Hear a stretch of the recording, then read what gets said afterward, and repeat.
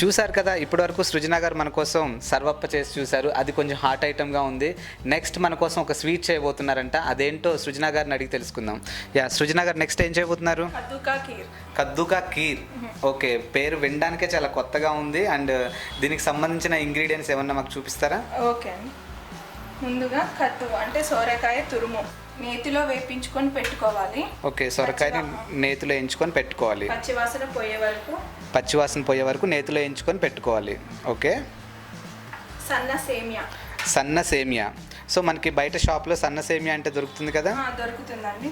Okay, next ఇది నేతిలో వేయించుకొని పెట్టుకోవాలి. సో దాన్ని కూడా నేతిలో వేయించుకొని పెట్టుకోవాలి రెడీగా. ఇది గీ, నెయ్యి. ఓకే, గీ. నెక్స్ట్ పంచదార,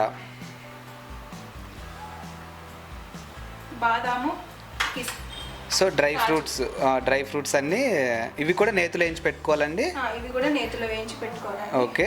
ఇది కిస్మిస్, యాలకులు పొడి. సో యాలకుల పొడి. పాలు. ఓకే, పాలు. మేడం అది పాలు అంటే హాట్గా తీసుకోవాలి లేకపోతే నార్మల్గా మనం ఎలా పాలని తీసుకోవచ్చా? అంటే కాచి చల్లారబెట్టుకొని. సో కాచి చల్లారబెట్టుకున్న పాలు మాత్రమే తీసుకోవాలి. ఓకే. కోవా. సో కోవా మరి ఇంట్లో చేసుకుందా లేకపోతే మనకు బయట షాప్లో దొరుకుతుందా? ఇంట్లోనే తయారు చేసుకోవచ్చు. ఓకే.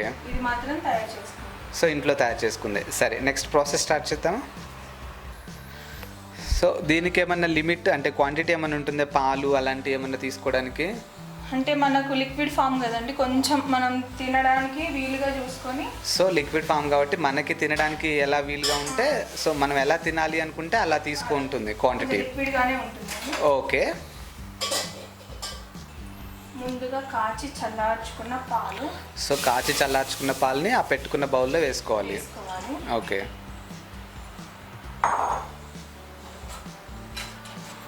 కొంచెం హై ఫ్లేమ్లో పెట్టుకోవాలండి.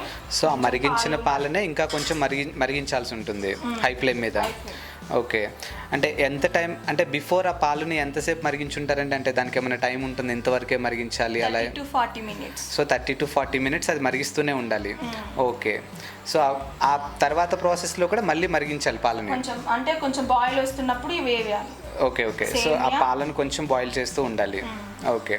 అది బాగా మరిగించాలి. ఓకే, పాలు మరిగినట్టుగా ఉన్నాయి అనుకుంటా కదా? మరిగాయండి. ఓకే, ఇప్పుడు దీంట్లో ఈ సొరకాయ తురుము అండి యాడ్ చేసుకోవాలి. ఓకే, నెయ్యిలో వేయించిన సొరకాయ తురుము పాలల్లో యాడ్ చేసుకోవాలి.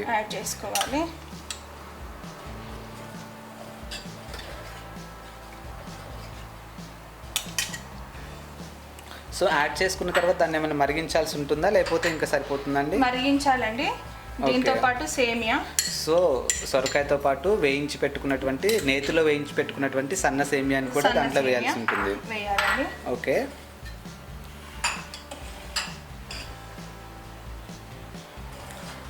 సో ఇవి ఇంగ్రీడియంట్స్ వేసిన తర్వాతకి దీన్ని ఎంతసేపు మరిగించాల్సి ఉంటుందండి? మళ్ళీ ఒక 5 to 10 minutes. So ingredients add చేసిన తర్వాతకి వేయించి పెట్టుకున్నటువంటి సొరకాయ తురుము అలాగే వేయించి పెట్టుకున్నటువంటి సన్న సేమియా ఈ రెండింటిని నేతిలో వేయించి పెట్టుకున్నటువంటి వాటిని మళ్ళీ పాలల్లో వేసి ఒక 10 minutes మరిగించాలండి. దీంతో షుగర్ యాడ్ చేయాలి. 1 cup షుగర్. షుగర్ అది క్వాంటిటీ ఏమైనా ఉంటుందా లేకపోతే మనం స్వీట్ తినేదాన్ని బట్టి? మనం తినేదాన్ని బట్టి అండి. ఎక్కువ కావాలంటే ఎక్కువ యాడ్ చేసుకోవచ్చు.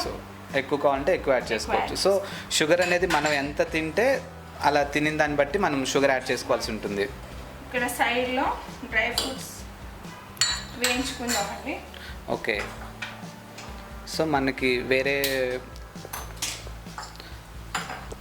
పక్కకి వేరే డ్రై ఫ్రూట్స్ వేయించుకోవాల్సి ఉంటుంది. సో డ్రై ఫ్రూట్స్ కూడా గీతోనే వేయించాల్సి ఉంటుందండి?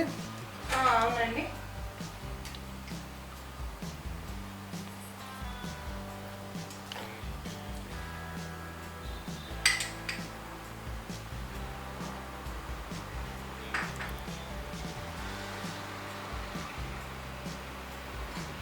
దీంట్లో బాదాము, కాజు. ఓకే, గీలో బాదాం కాజుని వేయించుకోవాల్సి ఉంటుంది. వేయించుకోవాలండి.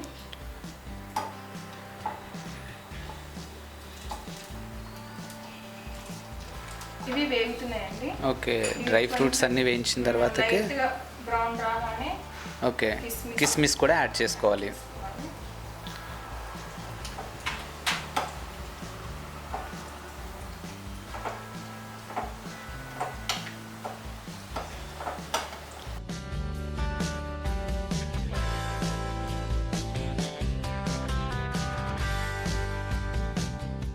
దీంట్లో పచ్చి కోవా ఓకే, పచ్చి కోవా యాడ్ చేసుకోవాలి. యాడ్ చేసుకో.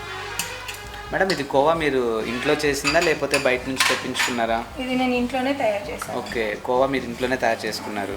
ముందుగా చేసి పెట్టుకున్న ఇలాచీ పౌడర్, ఓకే ఫ్లేవర్ కోసం అండి. ఓకే, అంటే కోవా యాడ్ చేయడం వల్ల కొంచెం థిక్నెస్ వచ్చింది లోపల. థిక్నెస్ వచ్చిందండి. వావ్, అది కుక్ అవుతుంటేనే చాలా మంచి స్మెల్ వస్తుంది. ఎప్పుడెప్పుడు తినాలన్నంత ఇదిగా నాకుంది. డ్రై ఫ్రూట్స్ అన్నీ ఈ మరుగుతున్నటువంటి కీర్లో వేయాల్సి ఉంటుంది. వేయాల్సి.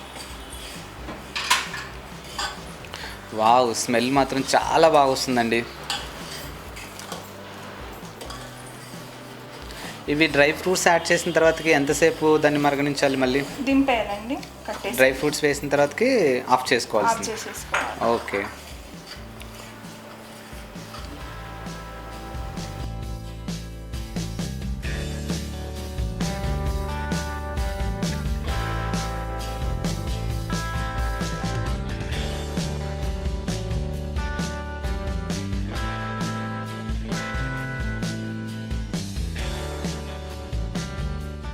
వేడివేడిగా కద్దుకా కీర్ తయారైంది.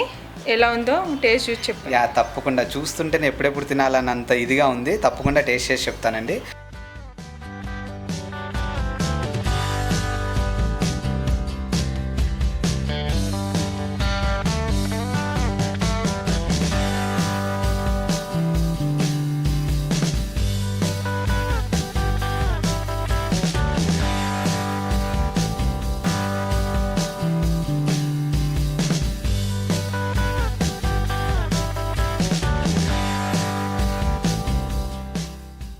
వేడివేడిగా నోరూరించే కద్దూకా కీర్ అయితే రెడీగా ఉంది. తినడానికి నేను రెడీగా ఉన్నాను. సరే, ఇది ఎలా ఉందో ఒకసారి టేస్ట్ చేసి మీకే చెప్తాను.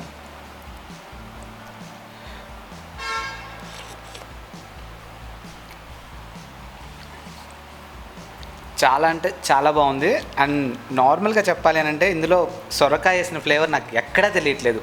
బేసిక్గా ఏంటంటే సొరకాయ కూరని పిల్లలు కానీ పెద్దలు కానీ చాలామంది అవాయిడ్ చేస్తూ ఉంటారు. బట్ ఇలా కద్దూకా కీర్ ఒక్కసారి తింటే సొరకాయ మీద విరక్తి వచ్చిన వాళ్ళు ప్రతిసారి ఇదే కావాలని అడుగుతారు. అంత టేస్ట్గా చేశారండి మీరైతే. సృజన గారు థ్యాంక్స్ అండి, థ్యాంక్స్ అలాట్. చూశారు కదా, ఈరోజు మన ప్రోగ్రాంలో సృజన గారు హైదరాబాదీ ఫేమస్ కద్దూకా కీర్ చేసి మరీ చూపించారు. సో ఇలాంటి మరిన్ని అప్డేట్స్ తెలుసుకోవాలనుకుంటున్నారా? అయితే ఇప్పుడే సబ్స్క్రైబ్ చేయండి సోషల్ మీడియా.